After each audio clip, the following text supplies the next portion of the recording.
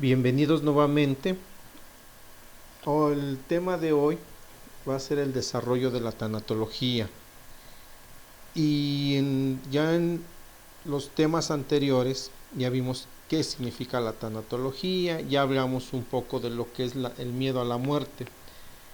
Y hoy vamos a entrar al tema de cómo se fue desarrollando la tanatología. Para esto voy a hacer un pequeño preámbulo en donde hablamos de que esto se ha dado gracias a que, pues desafortunadamente, el miedo a la muerte se ha ido acrecentando poco a poco, pues durante el último siglo, ya que se ha visto de que la muerte la han estado considerando como una gran enemiga, como algo que no debería de suceder, algo que ya debe salir fuera, por esa idea de inmortalidad que ha ido penetrando poco a poco en el hombre.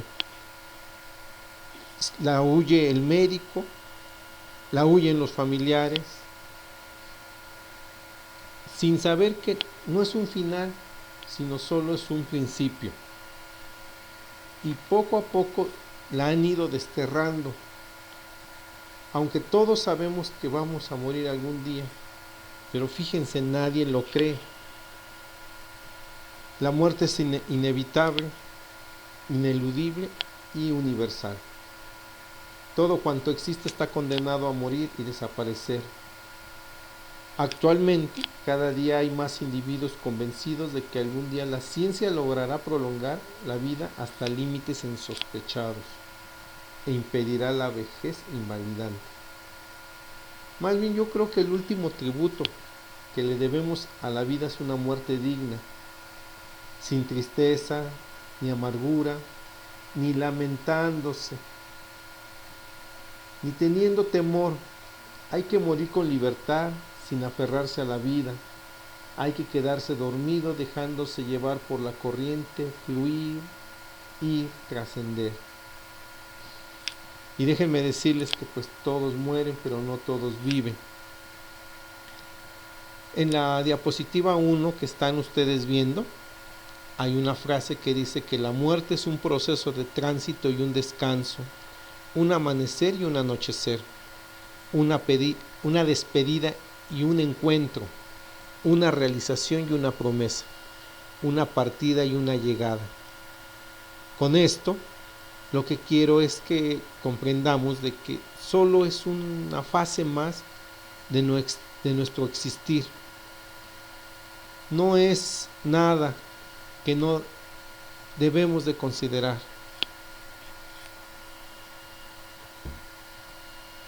Ahora, el ser humano afronta la muerte desde dos ángulos distintos: mi propia muerte y la muerte de una persona altamente significativa o querida.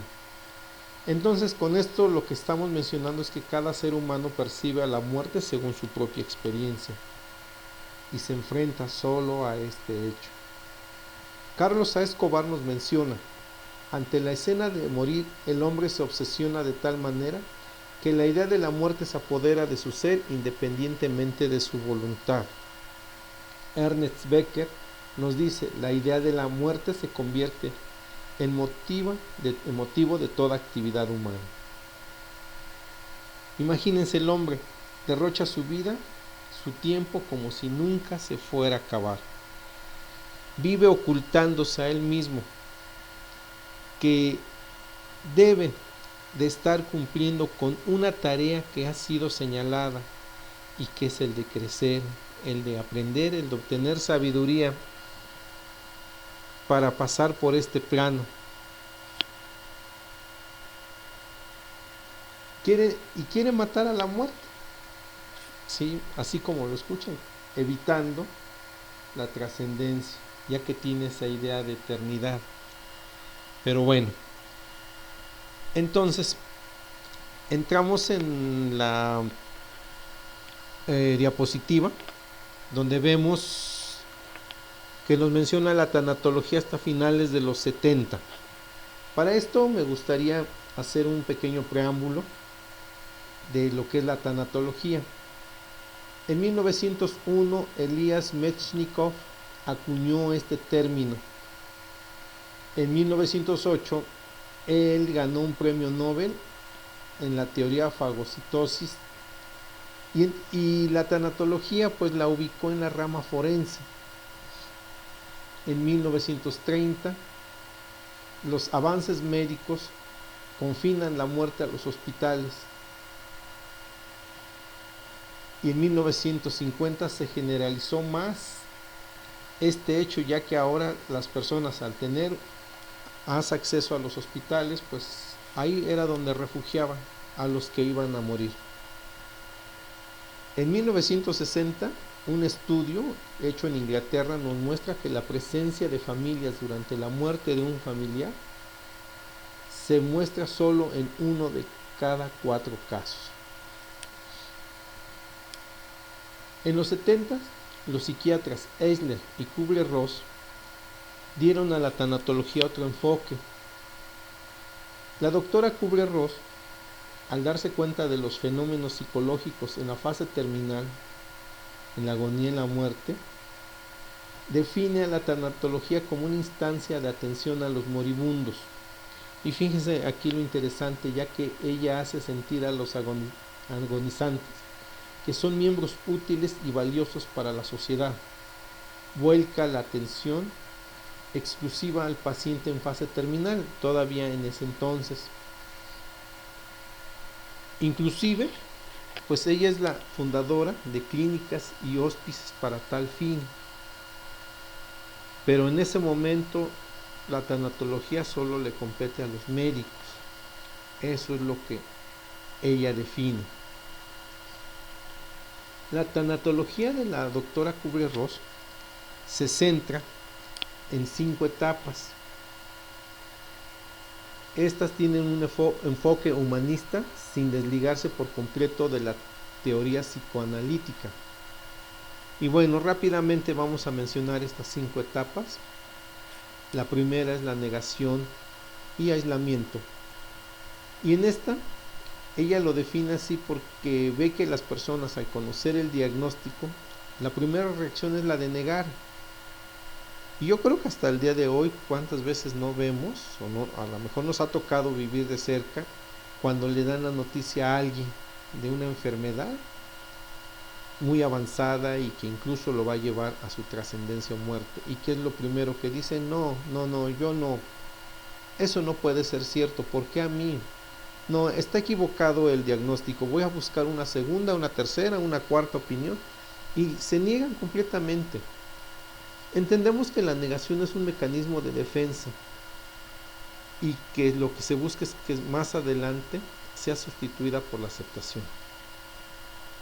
La segunda fase la llamó de ira, ya que la identificó que después de no sostener la negación, pues esta es sustituida por sentimientos de rabia, envidia y resentimiento, proyectándola contra todo y todos, contra uno mismo, contra Dios, contra todo mundo, contra el médico. Sí, ¿por qué contra uno mismo? ¿Por qué no me cuidé? ¿Por qué no fui al médico? Contra Dios, ¿por qué no me hiciste el milagro de que los análisis salieran negativos? Contra el médico, ¿por qué no me dio el medicamento que yo necesitaba en ese momento? Contra la familia, contra todos.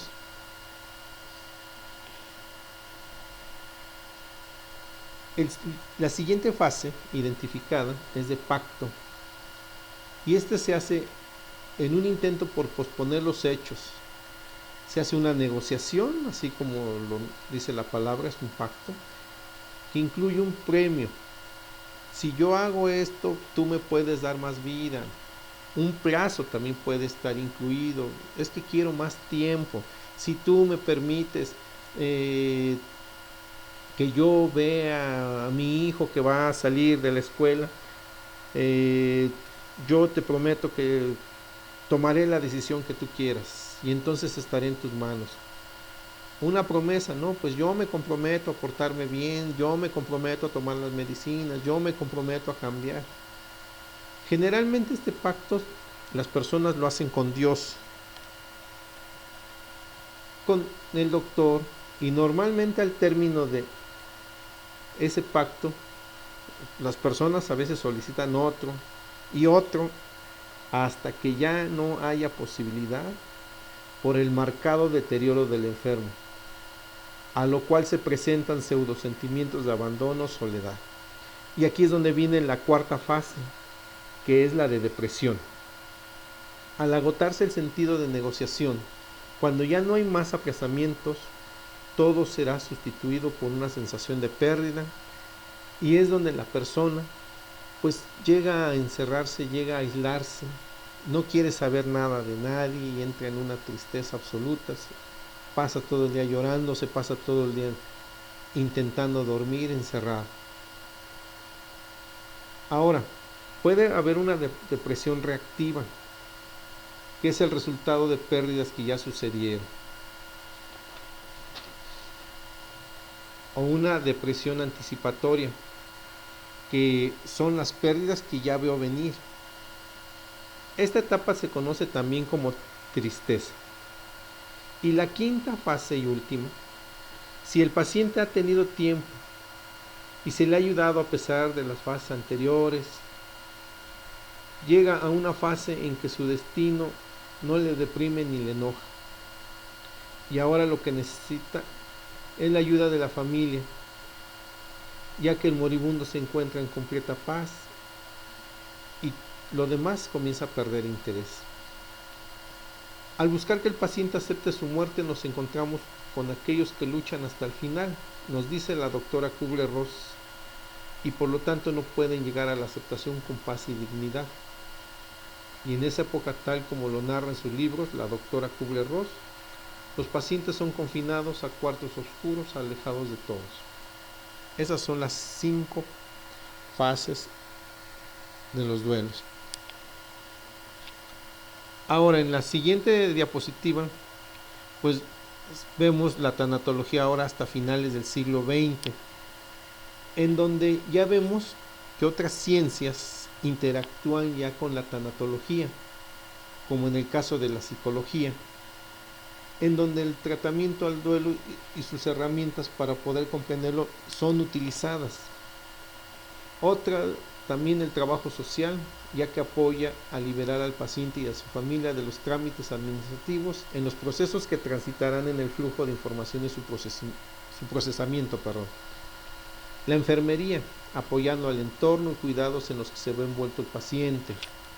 La antropología, el derecho, y así se van incluyendo otras ciencias para apoyar a la tanatología. Se atiende al paciente con enfermedad terminal, o sea, si recuerdan, antes de esta época, pues solo se atendía al moribundo. Ahora también se atiende al paciente que se le identifica con una enfermedad terminal. Aquí también, como vemos en el siguiente inciso, nos menciona que la lucha se da entre la distanasia y la atención médica integral. La distanasia es la obstinación terapéutica, o también conocida como encarnizamiento médico, en donde se emplean todos los medios posibles para retrasar el advenimiento de la muerte, a pesar de que no hay esperanza de curación.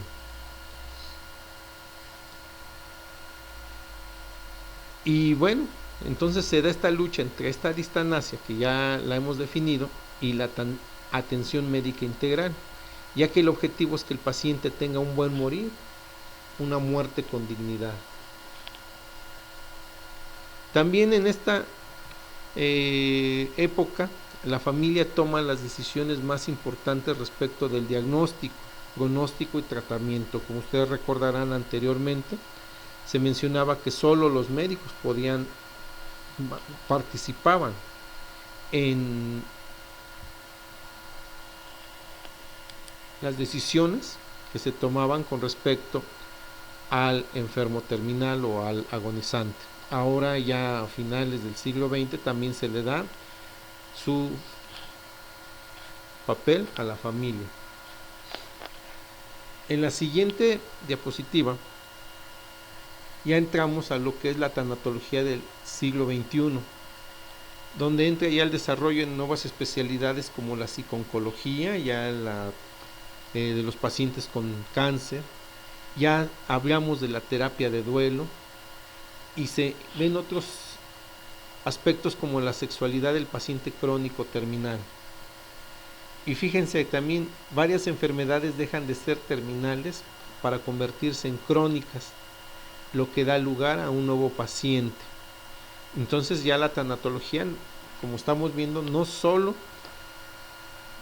se enfoca a lo que son los pacientes que ya están en etapa terminal, sino también aquellos, como el caso de los diabéticos, en el que son enfermedades ya crónicas, ya son enfermedades que no tienen vuelta atrás, y entonces también se les da atención a ellos, a sus familiares.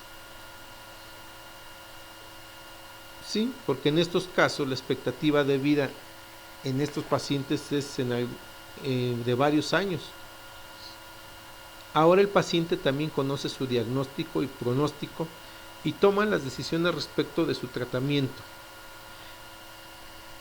y se le da poder para decidir incluso si él quiere continuar con cierto tratamiento o ya no. El principal objetivo es elevar la calidad de vida del paciente, ya que si él lo decide, él puede adelantar, atrasar la aplicación de algunos medicamentos o inclusive ya negarlos, y elevar su calidad para evitarles dolor. Con esto se le da ya más oportunidad a la familia de convivir, de conocer, de comprender, y también al cuerpo médico, que mucho necesita de esta atención tanatológica. Ahora, en México, como lo vemos en la siguiente diapositiva, todavía existen muchos temores, porque esto que hemos estado mencionando pues sucede y se da con más frecuencia en países europeos, en Estados Unidos, pero aquí en México pues hay poca capacitación, poca preparación en universidades. Actualmente nos hemos enterado de que ya están los planes y que incluso se está pretendiendo, o en algunos casos ya forma parte de las currículas de las licenciaturas, de las maestrías, para darle ya más énfasis a esta preparación. Y algo que desafortunadamente aquí en México es que el trabajo de duelo pasa desapercibido. No hay una cultura para invitar a las personas a que vayan a trabajar sus duelos. Y cuántas veces conocemos a personas que están todavía atoradas con las pérdidas que están sucediendo, porque recuerden que la tanatología no solo atiende a los pacientes, a las personas, que han perdido la salud o que necesariamente sean enfermos terminales, sino que también la tanatología atiende todo tipo de pérdidas. Tenemos el caso de los divorcios, de las pérdidas de trabajo, pérdidas económicas, las bancarrotas, por ejemplo, de muchas personas que con el esfuerzo de muchos años han hecho un capital y que con las vueltas que da la economía o alguna mala decisión que han tomado, de un día para otro se ven en la ruina, se ven en la calle. Entonces esas personas deben de tener una atención tanatológica. Simplemente las personas que pierden el trabajo, no tenemos una cultura de preparación o de formación en las empresas, porque simplemente se da este hecho de que de un día para otro los empresarios o las personas que están a cargo de la administración le dicen a los trabajadores: a partir de hoy ya no trabajas. Y incluso en algunas empresas ya ni siquiera los dejan pasar. Ya simplemente desde la vigilancia o desde la entrada se les dice: hoy ya no trabajas, ten tus cosas, muchas gracias, para tal día te presentas para que se te dé tu finiquito.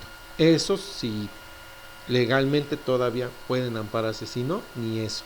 Entonces imagínense la pérdida que está sufriendo esa persona por el hecho de que de un momento para otro pierde el sustento con el que contaba, con el que lleva a su familia. Y también vemos a los jóvenes, sí, a los jóvenes que de un momento a otro la chica o el chico les dice hasta aquí nada más, y muchas veces porque ya conoció a otra persona, y se quedan sin esa amistad o ese lazo que ya se había hecho.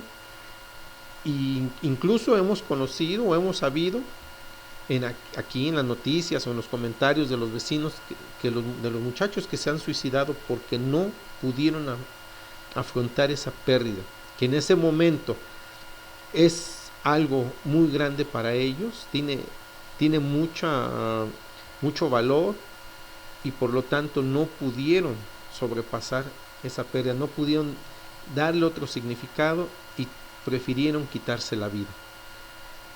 Ahora, en los niños, que es donde inicia este trabajo de duelos y que es donde deberíamos de dejar que los niños tuvieran ese trabajo de duelo natural que ya sabemos hacer, porque también los niños tienen pérdidas, pierden sus juguetes, pierden a sus compañeritos, de momento los trasladamos a otra escuela, pues fíjense el impacto tan grande que tiene un niño, que pierde a sus compañeros, pierde a sus amistades, pierde a todo su círculo que lo estaba acompañando en ese momento. Pues es que para ellos, hasta esa etapa de su vida, hasta esos años que lleva vividos, pues eso es lo que ha conocido. Entonces, ese trabajo de duelo que ya no le permitimos, ¿por qué? Porque se nos hace muy fácil decirle al niño, esto va a pasar, vas a tener otros amiguitos y ahí vas a jugar más, pero por dentro el niño está sufriendo esa pérdida y debe de pasar esa etapa de duelo. Aunque déjenme decirle que para los niños es más fácil, pero si no los ayudamos, si no les permitimos que tomen ese trabajo de duelo, pues simple y sencillamente vamos a ir acumulándole todas esas pérdidas y no los vamos enseñando que se preparen. Y bueno, y así nos podemos pasar hasta los bebés. Los bebés, en el momento en que ya la madre decide ya no darle, amamantarlo, ya no darle la leche, empiezan sus primeras pérdidas. En el momento en que ya deciden que ya no se va a acostar con la mamá o acostarse con los padres y se va a la cuna, esas son pérdidas para el bebé. Y así podemos ir repasando. Ahorita solamente di algunos ejemplos, muy pocos ejemplos de las pérdidas que vamos teniendo en el transcurso de nuestra vida. Y entonces este trabajo de duelo pasa desapercibido para todos. Y no le damos mucho énfasis, sobre todo aquí en México. En otros países, déjenme decirles que es más común, la cultura los lleva a las personas a que ante cualquier situación emocional pueden recurrir al psicólogo o deben de recurrir al psicólogo. Aquí en México, desafortunadamente, a veces ni siquiera al médico queremos ir, pues mucho menos al psicólogo. Entonces, pues es parte del crecimiento, es parte de lo que están ustedes aprendiendo para poder fomentar esta cultura. ¿Cuáles son los campos de acción de la tanatología? Como lo estamos viendo en la siguiente diapositiva, pues es la atención al enfermo terminal, que es parte de lo que ya hemos venido explicando, pero también hacerlo extensivo a su familia, a sus amigos, al cuerpo médico, a los mismos tanatólogos. Ustedes que están preparándose para esta disciplina, también ustedes deben de prepararse, porque imagínense cuando ya salgan al mundo a enfrentarse como tanatólogos, una de las primeras pues trabajos que tienen que aprender a hacer es a no derrumbarse, ¿sí? A no derrumbarse. ¿Por qué se los digo? Porque vamos a ir a escuchar casos de personas que han tenido pérdidas y que pueden ser incluso con más trascendencia de las que nos han sucedido a nosotros, o a lo mejor similares o menores.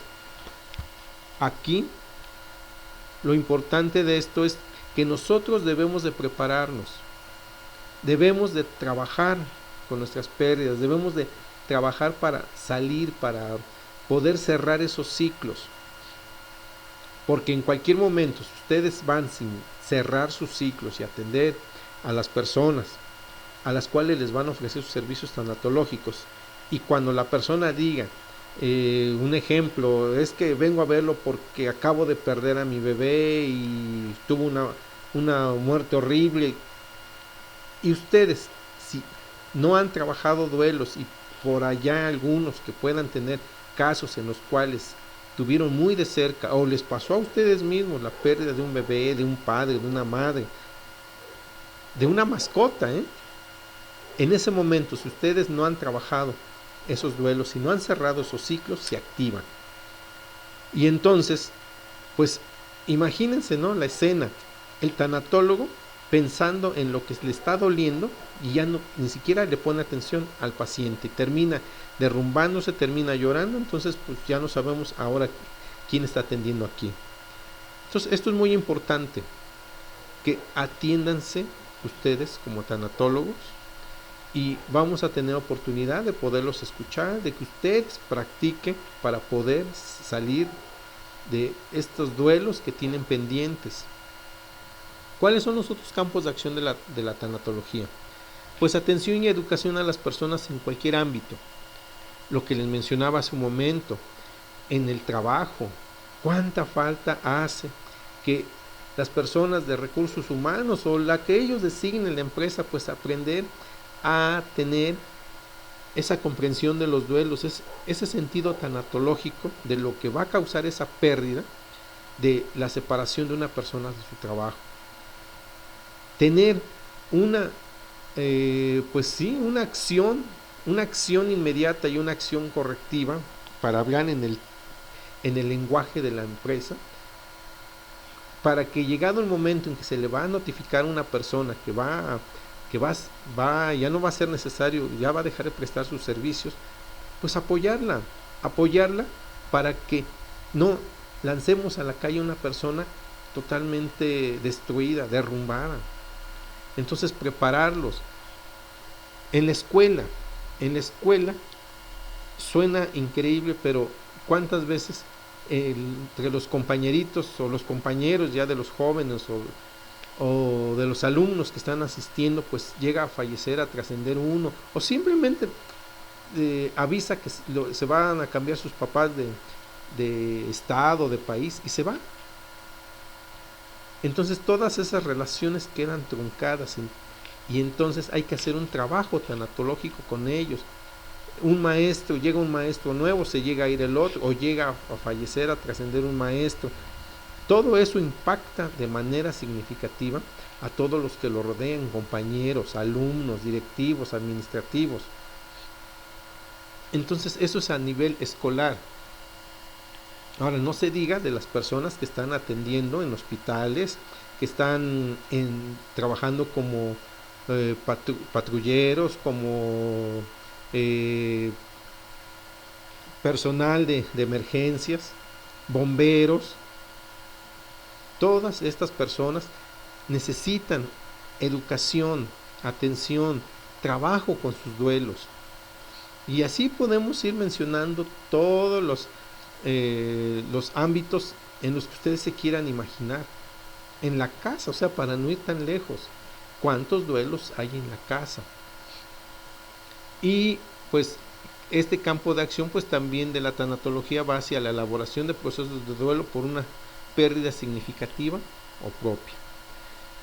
Entonces, pues este es a grandes rasgos el desarrollo y los campos de acción de la tanatología. Y bueno, voy a cerrar la sesión de hoy con una frase de Daniel Béjar que nos dice: elegir una buena vida es escoger una buena muerte. Morir es parte del drama de vivir. Todos mueren, pero no todos viven, sino que muchos solo existen. lo cual da realidad a la famosa frase: la muerte es más universal de la vida. Daniel Béjar. Gracias.